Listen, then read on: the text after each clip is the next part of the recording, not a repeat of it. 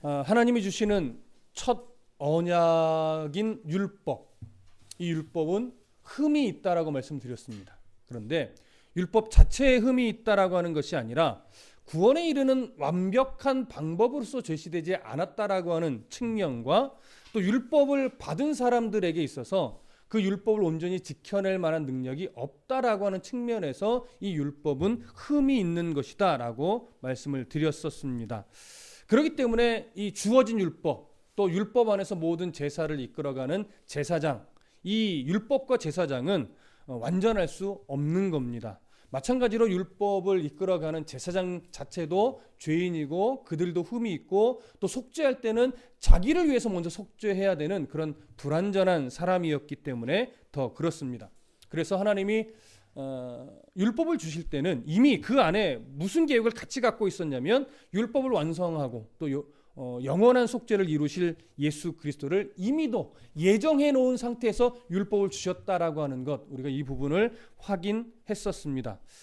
그래서 율법과 제사장, 이것은 율법을 완성하실 예수 그리스도의 그 영원한 속죄, 그래서 또 주어질 새 언약을 예표하고 있는 것이고 어떤 그것의 그림자로서의 역할이라는 것, 이런 내용들도 우리가 확인을 했었죠.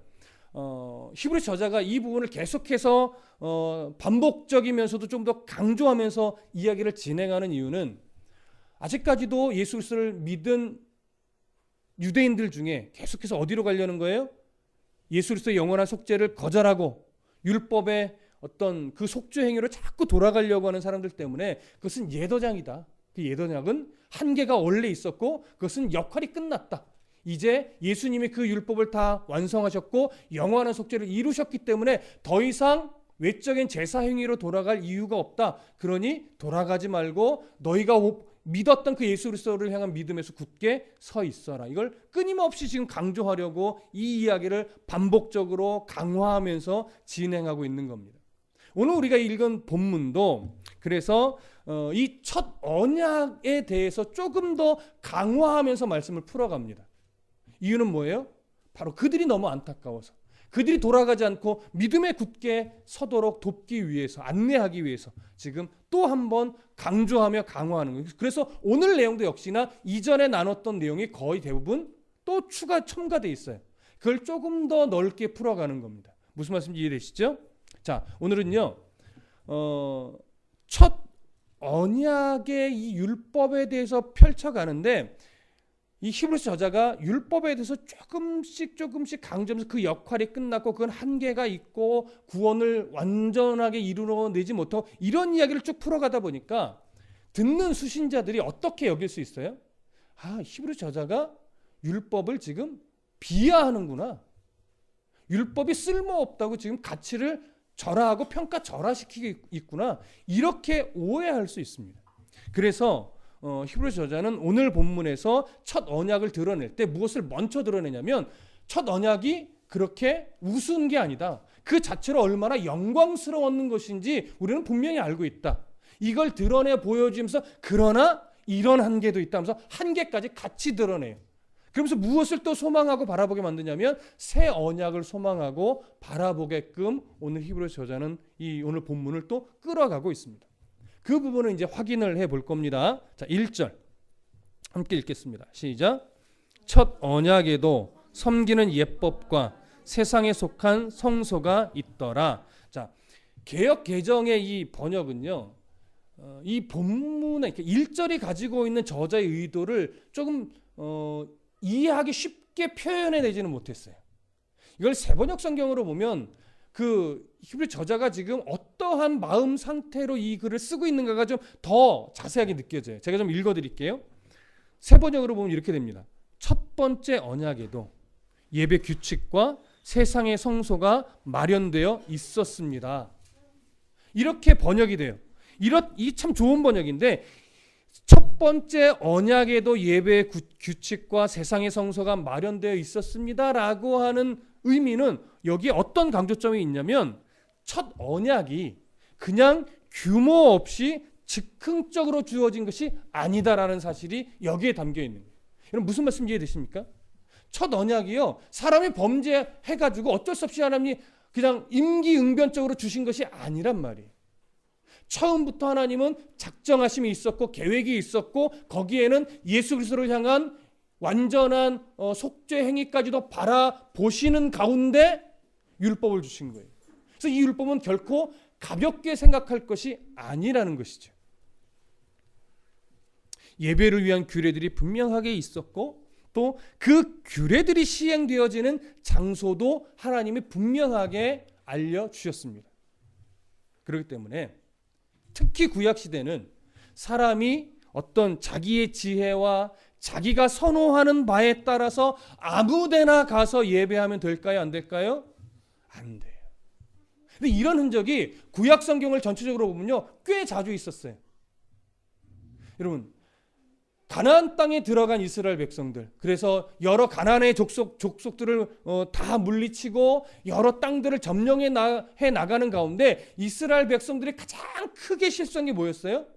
산당을 없애지 못했죠. 솔로몬의 기록에 보면 1000번제를 드릴 때 하나님이 1000번제를 기쁘게 받으셨지만 그 기록들을 잘 보면 하나님이 한 가지 안타까워하시는 게 있었는데 아직도 여전히 산당에서 제사하며 분향했더라, 이런 표현이 있어요. 여전히라는 게 뭐예요? 다른 거 다 좋은데 이거 하나는 아깝다, 아쉽다. 왜냐하면 아직도 성전을 짓지 않고 왜 우상에게 제사했던 그 신당에서 예배를 하느냐 이거죠.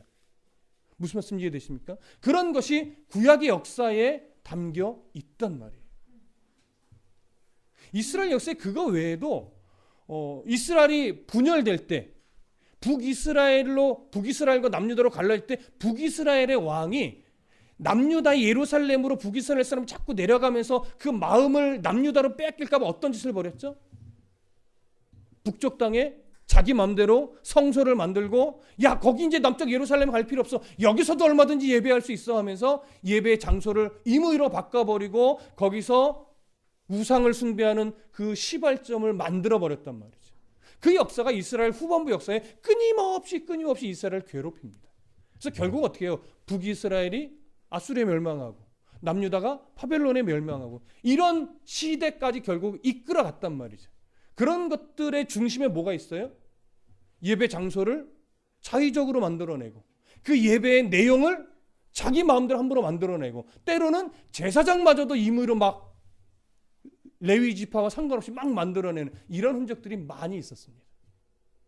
근데 하나님이 율법을 주실 때 이미도 어떻게 제사해야 되니까, 어떻게 예배해야 되는지, 어디서 예배해야 되는지 정확하게 주셨단 말이에요. 거기를 벗어나지 말란 말이죠. 구약시대는 이 말씀이 중요했습니다. 왜냐하면 이걸 벗어나면 사람들의 시선과 마음은 어디로 갈 위험이 가장 많으니까요. 우상으로 갈 위험이 가장 많으니까. 그걸 하나님이 너무나 정확하게 알고 있으셨던 겁니다. 그래서 예배의 규례를 주시고 예배해야 될 장소를 지명하여 주셨던 겁니다. 저자는 이제 이 부분을 조금 더 강조하기 위해서 2절부터 5절에서는 하나님이 마련해 주신 예배의 장소에 대해서 정리를 해줍니다. 그리고 6절부터 7절에서는 그 장소에서 시행되어야 될 여러 예배를 위한 규례들에 대해서 언급을 합니다. 그리고 나서 이제 마지막 8절부터 10절에서는 그 장소와 규례가 너무나 영광스럽고 좋은 것이기는 하나 어떤 한계를 가지고 있었는지 그걸 드러내 보여주면서 새 언약을 소망하게 안내를 합니다. 자, 그럼 이제 조금 더 살펴볼게요. 자, 2절. 이제 장소에 대한 부분으로 들어갑니다. 2절 함께 읽습니다. 시작.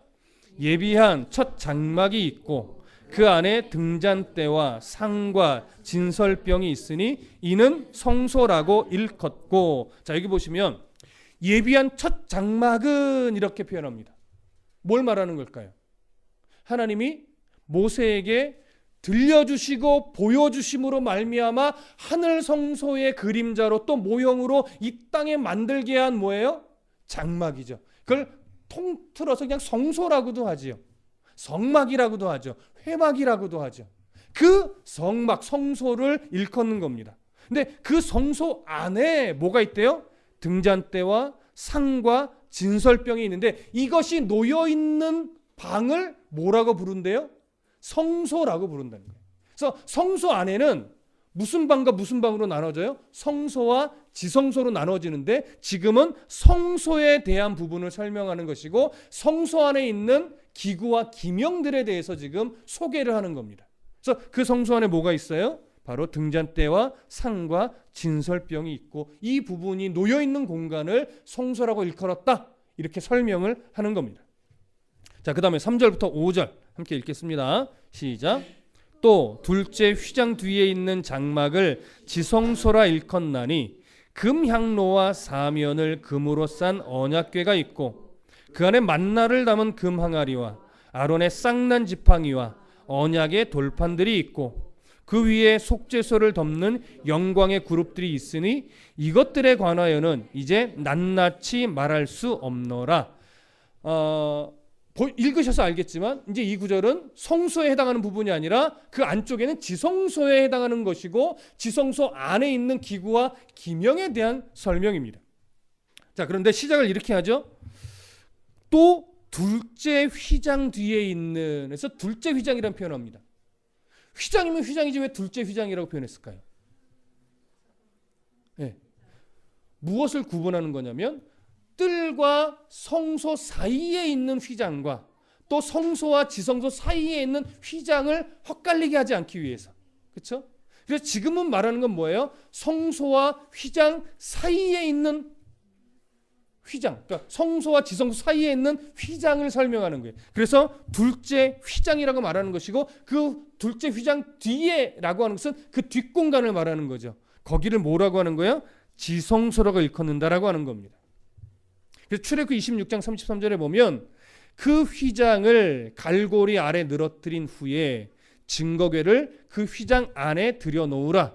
그 휘장이 너희를 위하여 성소와 지성소를 구분하리라. 이렇게 설명합니다. 자, 저를 보세요. 출애굽기 제가 읽어드린 말씀에 이렇게 설명을 해요. 마지막에 그 휘장이 너희를 위하여, 너희라는 건 뭡니까? 당시로 보면 이스라엘 백성들이에요. 여기에는 제사장도 포함이 되는 겁니다. 그들을 위하여, 오늘날은 우리들도 포함이 되는 거예요. 너희를 위하여 성소와 지성소를 구분하리라. 이렇게 표현해요. 자, 왜 구분이라는 표현을 썼을까요? 성소와 휘장을 왜 구분한다는 표현을 했을까요? 마치 구분한다라고 하는 표현을 우리가 그냥 선입견으로 설명을 해보냐면 장소를 구분한다, 장소를 나눈다 이런 의미가 돼요. 그렇죠? 그것이 틀리지는 않습니다. 성소와 지성소를 구분해서 공간이 나누어져 있음을 알리려고 하는 거예요. 근데 여기에는 사실은 더 중요한 의미가 있습니다. 가린다라고 하는 의미를 보셔야 돼요. 어디를 가리는 거예요? 성소를 가리는 것이 아니라 지성소를 가리는 겁니다. 지성소를. 그럼 왜 지성소를 가렸다는 의미가 이 구분한다는 의미 안에 포함이 될까요? 죄된 사람은요, 그 지성소에 들어가려 해서는 안 됩니다. 그리고 그 지성소를 들여다 보려고 해서도 안 됩니다. 그 지성소에 뭐가 있나 혹여나 대제사장이 1년에 한 번 들어가는데 들어가서는 뭘 하나 엿보려고 마음 먹어서도 안 되는 거예요. 그래서 거룩하신 하나님 앞에 하나님 임재하시는 그 공간에 죄인된 인간이 함부로 들여다보려고 하거나 들어가려고 해서는 안 된다라고 하는 것 때문에 그것을 가리는 거예요. 아예 보지 못하도록. 이 가리움에는 누구도 해당된다고요? 제사장도 해당이 되는 거예요. 그리고 사실은 대제사장까지도 해당이 되는 겁니다. 아무 때나 들어가지 못해요. 아무 때나 들어가려고 해서도 안 되고 아무 때나 들여다보려고 해서도 안 돼요. 오직 언제만 들어갈 수 있어요? 1년에 한 번 대속죄일에 속죄 제사를 위해서만 하루 들어갈 수 있는 겁니다. 그거 위에 대제사장이라고 해서 함부로 들어가려고 하거나 엿보려고 했다가는 어떻게 돼요? 죽임을 당하죠. 그래서 이 구분한다는 얘기는 가린다라고 하는 의미가 되는 겁니다. 이렇게 분리시켜서 아무도 못 들어가고 아무도 들여다볼 수 없게 해 놓은 공간이 뭐예요? 그것이 바로 지성소입니다. 자, 그 지성소 안에 뭐가 있다라고 말합니까? 오늘 본문이 한번 볼까요? 4절에 보시니까 금향로와, 금향로가 하나 나와요. 사면을 금으로 싼 언약궤가 있고 그 안에 만나를 담은 금 항아리가 있고 아론의 쌍난 지팡이가 있고 언약의 돌판이 있고. 그렇죠? 우리가 세 가지는 알아요.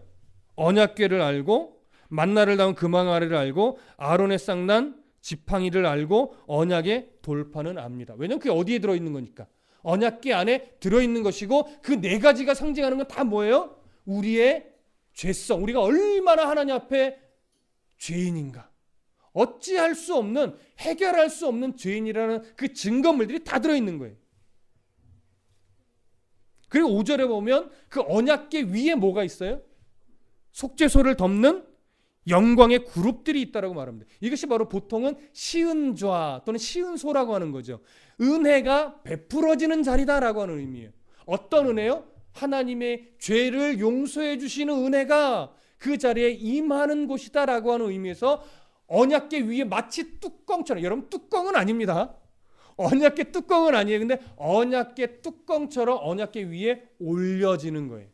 그래서 그 위로 속죄의 피가 뿌려지고 거기에 하나님의 은혜가 임해서 1년짜리 유효기간이 되는 1년짜리 속죄의 은혜가 임하게 되는 것이죠. 이것이 바로 지성소 안에 놓여지는 기구와 기명입니다.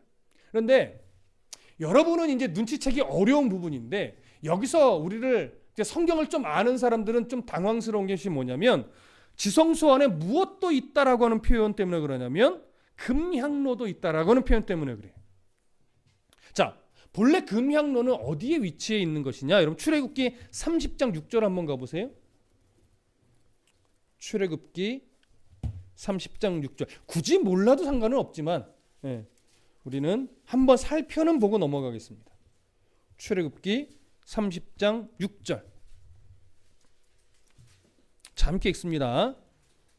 출애굽기 30장 6절 찾으셨으면 시작. 그 제단을 증거궤 위 속죄소 맞은편 곧 증거궤 앞에 있는 휘장 밖에 두라. 그 속죄소는 내가 너와 만날 곳이며. 자, 여기 보면 여기서 그 제단이라고 하는 것이 금향로를 말합니다. 근데 기준이 뭐냐면 지금 지성소를 기준으로 설명하는 거예요. 지성소를 기준으로 어디에 두라고 말하냐면 속죄소 맞은편 곧 증거궤 앞에 있는 휘장 밖에 두래요. 그러니까 지성소를 기준으로 보면 지성소 안에 두는 거예요? 지성소 밖에 두는 거예요? 지성소 밖에 두는 거예요. 지성소, 성소와 지성소를 구분하고 있는 그 휘장에 밖에 두는데 어느 쪽이에요? 성소 쪽에, 지성소 쪽이 아니에요. 그렇다면 그냥 표면적으로 보면 이 금향로는 성소에 있는 거예요? 지성소에 있는 거예요? 성소에 있는 거예요. 근데 오늘 히브리서 저자는 이걸 성소에 있는 금향로로 표현하지 않고 어디에 있는 것으로 표현해요? 지성소 안에 있는 것처럼 표현한단 말이죠. 자, 왜 이렇게 묘사한 것일까? 사실은 좀 어려운 부분이긴 합니다. 어려운 부분이긴 한데 좀 그냥 쉽게 설명을 해드리면 이런 겁니다.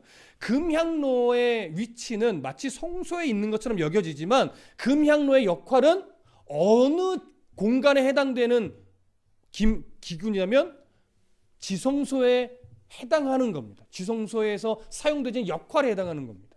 그래서 출애굽기 30장 7절부터 10절에 보면요, 금향로는요 매일같이 아침 저녁마다 제사장들이 불을 피우며 살펴야 돼요. 그래서 이것은 매일에 드려지는 속죄와도 관련이 있습니다. 그런데 중요하게 또 어느 때 쓰여지냐면 레위기 16장에 가보면 1년에 한 번 대제사장이 대속죄일에 속죄 행위를 하러 지성소로 들어갈 때 이 금향로에 피어진 향을 담아 들어갑니다. 갖고 들어갑니다. 무슨 말씀 이해되십니까? 그래서 속죄 행위에 꼭 필요한 요소 중에 하나가 이거예요. 그래서 한 번은 금향로를 가지고 들어갑니다. 향을 가지고 들어가고 또 한 번은 뭘 갖고 들어갈까요? 속죄의 피를 가지고 들어가죠.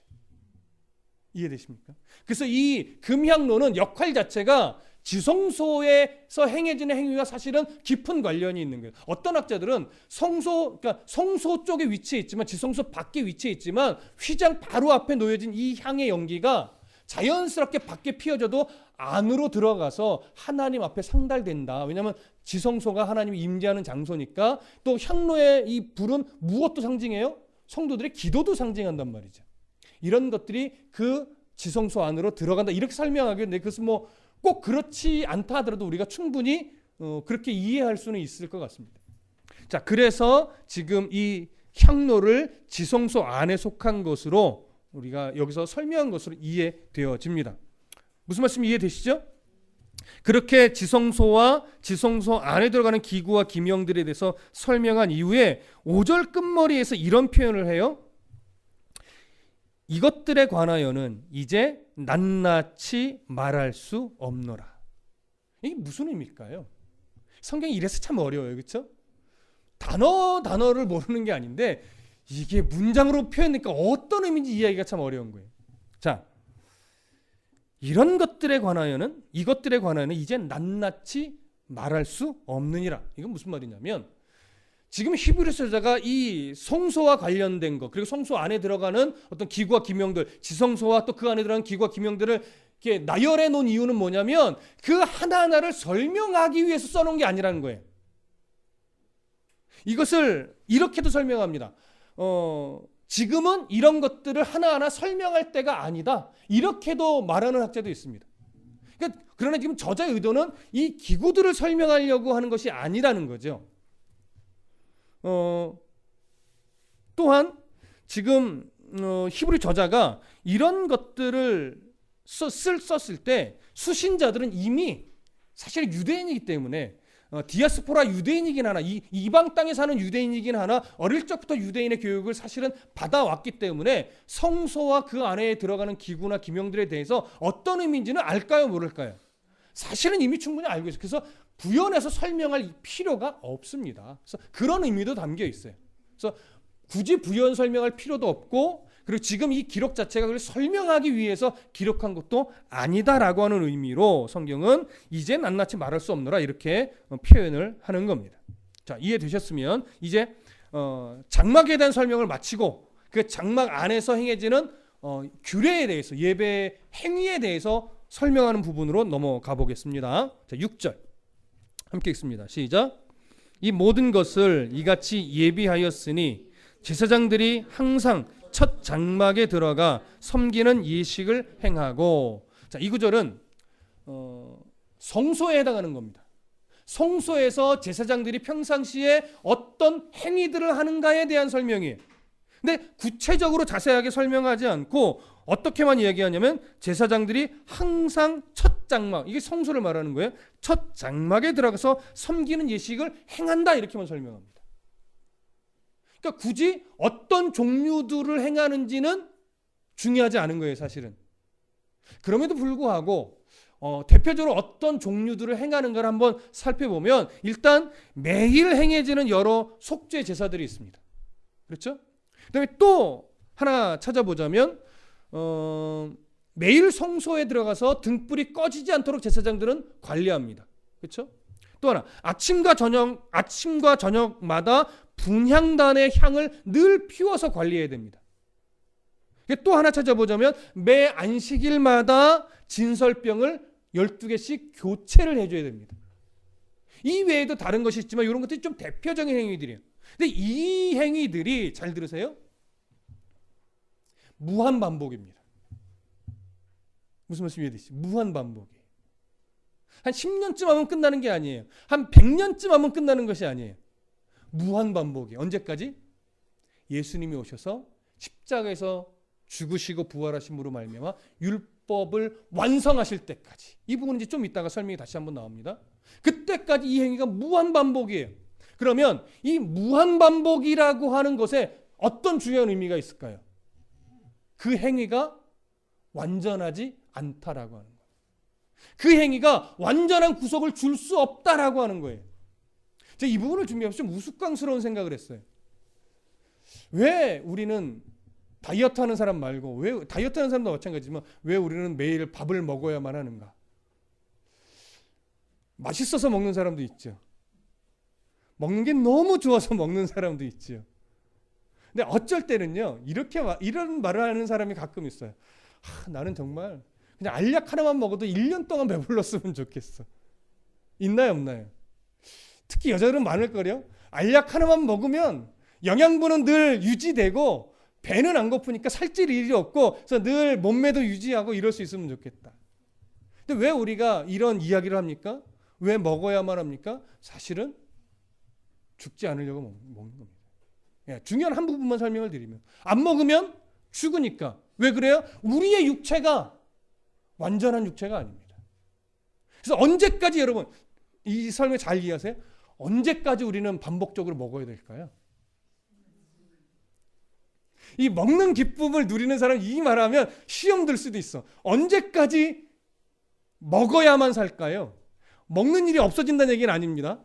언제까지 먹지 않으면 죽는, 먹어야만 살 수 있을까요? 주님 다시 오실 때까지. 우리가 영화의 몸을 입고 하나님 그 새하늘과 새 땅에 주님과 함께 갔을 때, 그때는 살기 위해 먹지 않습니다. 그때는 맛있어서 먹습니다. 그때는 아무리 먹어도 0칼로리입니다. 제일 반갑지 않으세요? 그때는요, 아무리 먹어도, 아무리 배부르게 먹어도 그때는 무조건 0칼로리예요. 장담해도 될지는 모르겠는데, 왜냐면 천국에서는 살찌는 게 있나 없나 저는 확실하게 모르니까. 그러나 없을 것 같아요. 그렇죠? 마찬가지입니다. 이 제사 행위도 왜 무한 반복이에요? 완전하지 않기 때문에.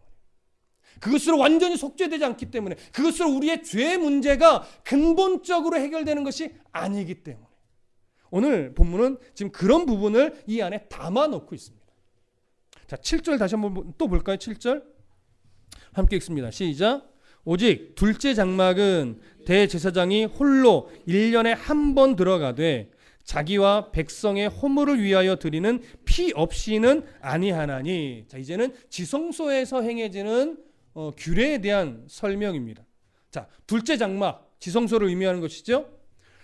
오늘 7절이 이렇게 설명합니다. 둘째 장막은 대제사장이 홀로 1년에 한 번 들어가되, 이렇게 설명합니다. 자, 1년에 한 번이라는 것은 1회를 의미할까요? 1회? 1년에 한 번 1회 들어간다. 1회. 제가 좀 전에 힌트를 드렸죠. 최소 몇 번 들어가죠? 들어갔다 나왔다 들어갔다 나왔다. 일단 최소 2번이죠. 왜요? 향로를 갖고 한번 들어가야 돼요. 그리고 또 뭘 갖고 들어가야 돼요? 속죄의 피를 갖고 들어가야 돼요. 근데 여기 또 하나가 있어요. 대제사장이 속죄를 할 때는 먼저 누구를 위해서 먼저 제사하죠? 자신을 위해서. 자기도 죄인이니까 자기를 위해서 한번 제사합니다. 그 다음에 누구를 위해서 제사합니까? 그 다음에 백성들을 위해서 제사합니다. 그럼 최소 몇 번 들어가게 될까요? 4번이죠. 자기를 위해서 속죄하기 위해 향로를 갖고 들어갔고, 자기를 위해 속죄하기 위해서 피를 갖고 들어가겠죠. 이제 백성을 위해 제사하기 위해서 향로를 갖고 들어갈 것이고 피를 갖고 들어갈 거예요. 그래서 학자들은 최소 4번은 그날 하루만이에요. 하루에 4번은 들어갔다 나왔다 할 것이다 라고 여깁니다. 근데 그것이 맞을 겁니다. 무슨 말씀이 이해되시죠? 4번 아니더라도 최소한 2번은 들어가게 돼 있죠. 그래서 오늘 보면 7절에 이렇게 말하는 거예요. 오직 둘째 장막은 대제사장이 홀로 1년에 한 번 들어가되 자기와, 대제사장 자기와 또 백성의 허물을 위하여 드리는 피 없이는 아니한다 라고 말하는 거죠. 당연히 속죄제사니까, 희생제사니까 피를 가지고 들어가는 거고요. 여기서 좀 주목해서 보게 되는 것은 그 끝부분에 허물을 위하여 들어간다는 표현이에요. 허물. 자, 이 허물은 어떤 의미일까요? 허물. 왜 죄라고 표현하지 않고 왜 허물이라고 표현했을까요? 여기서 말하는 허물은요, 헬라어로 아그노에마라고 하는 단어인데요. 이게 부지 중에 지은 죄를 말하는 겁니다. 알고 지은 죄가 아니라 모르고 지은 죄. 근데 그게 몇 년 동안 지은 죄예요? 1년 동안 자기도 모르고 지은 죄가 있단 말이에요. 율법에 규정한 대로 어떤 부정한 행위를 했거나 실수를 했을 때는 여러 제사 행위로 인해서 그래서 속죄함을 받죠. 그래서 대속죄일에 말고 일상적으로 드려지는 속죄 제사를 할 때 계속 속죄를 받아요. 그건 자신이 아는 죄들, 자신이 아는 실수들, 자신이 아는 부정함들에 대해서 계속 속죄를 하는 겁니다. 그런데 율법은요, 이 속죄가 안 되는 고의적 죄가 있다고 말을 해요. 속죄할 수 없는 고의적 죄. 거기에는 대부분 어떤 내용들이 첨가가 돼요? 죽여라. 이게 첨가가 되는 겁니다. 그래서 속죄 행위를 할 수 없는, 죽여야만 끝나는 고의적 죄들이 있고, 그 외에는 보편적으로는 일상적으로 속죄 행위를 통해서 다 속죄를 받는 것이고, 그 중에 알지도 못하고 지은 죄들에 대해서는, 그러니까 무슨 죄를 속죄하는지 모르는 거예요. 이 대속죄일에는요, 내가 무슨 죄를 속죄받는지는 몰라요. 그런데 나도 모르고 지었던 수많은 1년 동안 지었던 죄들을 대표로 해서 대제사장이 지성소에 들어가서 속죄를 하는 겁니다. 그래서 여기서 말하는 허물은 모르고 지은 죄들, 이걸 의미하는 거예요. 무슨 말씀 이해되시죠? 자, 그래서 이렇게 모르고 지은 죄들을 속죄함 받는 이 지성소에서 행해지는 예배 규례에 대해서 우리가 확인을 했습니다. 자, 이제 8절 함께 읽어볼게요. 시작. 성령이 이로써 보이신 것은 첫 장막이 서 있을 동안에는 성소에 들어가는 길이 아직 나타나지 아니한 것이라. 자, 저를 보세요. 2절부터 7절까지 해서 성소와 지성소, 그리고 그 안에 있는 기구와 기명들, 또 성소에서 행해지는 여러 규례들, 지성소에서 행해지는 여러 규례들을 설명했습니다. 이 설명 안에는 굳이 부정적인 의미는 없어요. 그렇죠? 이렇게 하나님이 은혜를 베풀어 주셨다, 이것이 나쁜 것이 아니다라고 하는 것을 지금 드러낸 거예요. 그러면서 이제는 이 것들이 가지고 있는 한계를 이제 설명합니다. 그것이 이제 지금 읽은 8절에서 시작이 되는 건데, 성령이 이로써 보이신 것은, 이것은 어떤 의미냐면 성령께서 지금까지 히브리서 저자를 통해서 성소와 지성소, 그리고 그 안에서 행해져 온 여러 제사와 행위들을 알려주면서 보여주려고 하는 것은 이런 의미예요. 그래서 이 내용을 통해서 성령이 보여주려고 하는 것이 무엇이냐면 이런 의미가 되는 거죠. 그럼 그 보여주려는 것이 뭡니까? 8절은 이렇게 설명하죠. 첫 장막이 서 있을 동안에는 성소에 들어가는 길이 아직 나타나지 아니한 것이라. 여기는 이중적 의미가 있습니다. 첫 장막이라고 하는 것은 모세를 통하여 하나님이 주신 그 성소와 지성소를 합쳐서 일컫는 말이죠. 그 장막이 서 있을 동안에는 뭐가 가려져서 안 보이나요? 지성소가 가려져서 안 보이게 해놨죠. 못 들어가게 해놨고 엿보지도 못하게 해놨죠. 그러니까 하나님의 임재를 볼 수 있어요, 없어요? 없어요. 그저 1년에 한번 대제사장이 들어갔을 때 그걸 느끼는 것이지, 사실은 대제사장도 1년 중 하루 빼고는 보지 못합니다. 무슨 말씀 이해되시죠? 자, 그래서 외형적으로는 그 성막은 아무리 하나님의 임재를 보고 싶어도 일반 백성들은 성소로 들어가지도 못하고, 제사장이라 할지라도 휘장으로 가려져 있어서 지성소의 임재신 하나님을 볼 수 없다. 그래서 지성소로 가는 길이 가려져 있다, 이 의미가 여기서 된 표현이에요. 근데 이것이 상징적으로는 어떤 의미입니까? 히브리 저자가 말하고 싶은 건, 이걸 통해서 말하고 싶은 건 이거죠. 율법 시대로는 성막이 세워져서 성막에서 제사 행위라는 이 옛 언약의 시대에는 그 행위로는 절대 하늘의 성소, 하나님의 나라, 하나님을 바라볼 수 있다, 없다? 없다. 영원한 속죄의 길로 들어가서 그 하나님을 만날 수 있는 길을 하나님이 열어주시지 않았다라고 하는 거예요. 이것이 바로 옛 언약, 또 율법, 제사 행위가 가지고 있는 한계죠. 그것으로는 하나님을 만난다, 못 만난다? 못 만난다. 하나님을 보지 못한다. 그걸로는 영원하신 하늘의 성소에 우리가 갈 수 있는 길이 열리는 것이 아니다. 이것이 바로 이것을 보여주려고 하는 것이다 라고 하는 것이 8절의 의미입니다. 그러나 우리가 잘 알고 있다시피 이것이 언제 깨진 거예요? 예수님께서 십자가에서 죽으실 때 그 성소와 지성소를 구분하며 지성소를 가리고 있던 그 두꺼운 휘장이 위에서부터 아래로 어떻게 해요? 찢어졌죠. 비로소 뭐가 열린 겁니까? 성소로 가는 길이 열린 거예요. 그를 믿는 자마다 멸망하지 않고 영생을 얻게 하려 하십니다. 하나님과의 관계가 회복되게 하려 하심이라. 그분과 함께 하늘 성소에서 하나님을 대면하여 볼 수 있는 길이 열린 거죠. 예수 그리스도의 십자가의 은혜를 믿음으로 말미암아 우리에게 그 길이 열린 겁니다. 그걸 말하고 싶은 거예요, 지금 히브리 저자는. 자, 이해되시죠? 자, 그래서 이제 9절과 10절을 함께 읽겠습니다. 시작. 이 장막은 현재까지의 비유니 이에 따라 드리는 예물과 제사는 섬기는 자를 그 양심상 온전하게 할 수 없나니 이런 것은 먹고 마시는 것과 여러 가지 씻는 것과 함께 육체의 예법일 뿐이며 개혁할 때까지 맡겨둔 것이니라. 자, 지금까지 설명이 여기에 또 함축되어 있습니다. 어렵지 않습니다. 이 장막은 뭡니까? 바로 지성소와 성소가 있는 그 장막을 말해요. 그 장막 시대, 옛 언약의 시대, 첫 언약의 시대, 그 때까지는, 그러니까 이 때를 다시 한번 설명하면 예수님이 십자가에 달려 돌아가시기 전까지의 시대는 이런 의미죠. 그때까지 그 제사 행위들은 또 그 성막은 그저 비유라는 거예요. 그러니까 뭘 상징적으로 비유한다는 거예요? 하늘의 성소를, 예수 그리스도를, 새 언약을 비유하는 거죠. 그림자고 모형이란 뜻이에요. 그래서 비유니 이에 따라 드리는 예물과 제사는 섬기는 자를 그 양심상 온전하게 할 수 없다. 그 죄를 완전하게 씻어낼 수 없다. 완전한 속죄를 이룰 수 없다. 그 얘기를 하는 거예요. 그래서 10절에 이런 것은 이런 율법적 제사 행위 안에서 먹고 마시는 것과 여러 가지 씻는 것, 뭐 정결의식이겠죠. 또 이런 것들은 다 육체의 예법일 뿐이래요.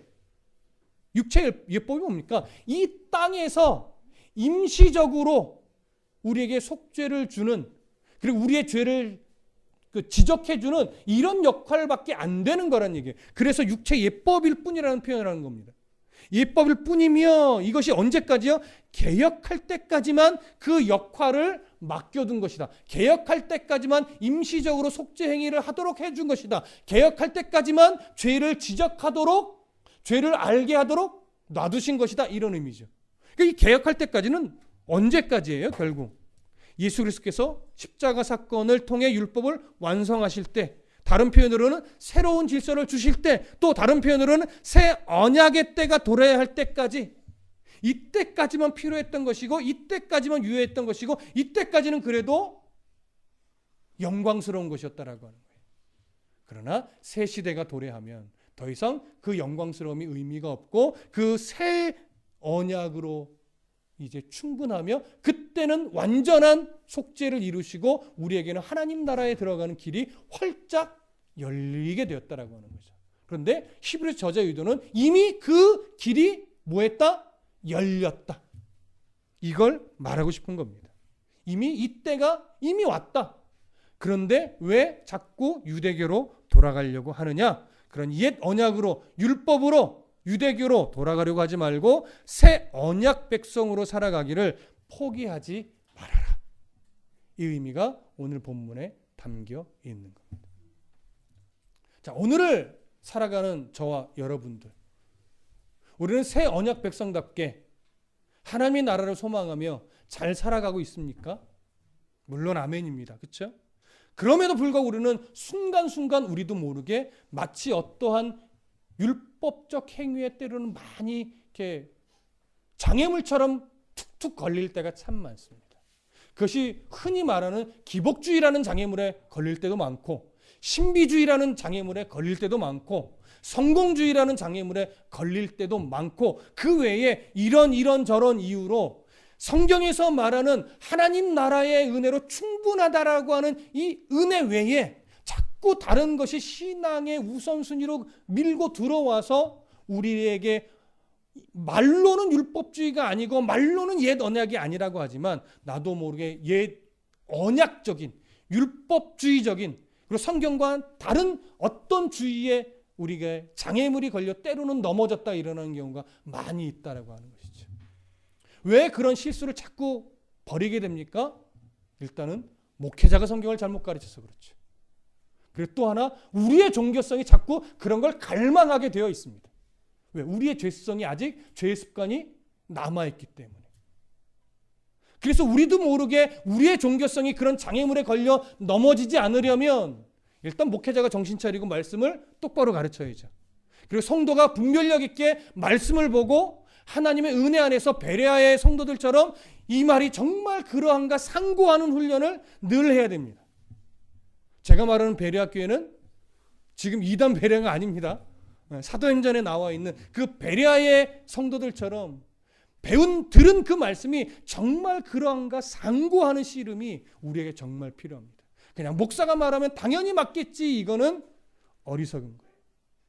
그래서 성경 전체에 흘러가는 문맥과 내가 알고 있는 그 하나님의 마음과 정말 이 가르침이 그러한가 상고하고 그것이 맞다라고 인정하면 그 다음부터 어떻게 돼요? 그 말씀 따라 순종하며 살아가려고, 믿으라 하면 믿으려고, 멈추라 하면 멈춰 서려고 부단히 더 애쓰고 노력하는 이 씨름이 우리에게 필요한 것이죠. 그게 새 언약 백성이 마땅히 해야 되는 겁니다. 그래서 새 언약 백성을 오늘날 우리식 신학적 표현으로는요, 개혁주의라고 말할 수 있는 거예요. 복음주의도 되고 개혁주의도 되는데, 진짜 개혁주의는 뭐예요? 무조건 막 갈아엎는 게 개혁주의예요? 아니죠. 성경과 부합한 건 목에 칼이 들어도 지켜내려고 씨름하는 것이 개혁주의예요. 근데 성경과 다르다면, 그리고 그것이 신앙을 왜곡시키는 거라면, 아무리 교회의 오래된 전통이었다 할지라도 뭐 해야 되는 거예요?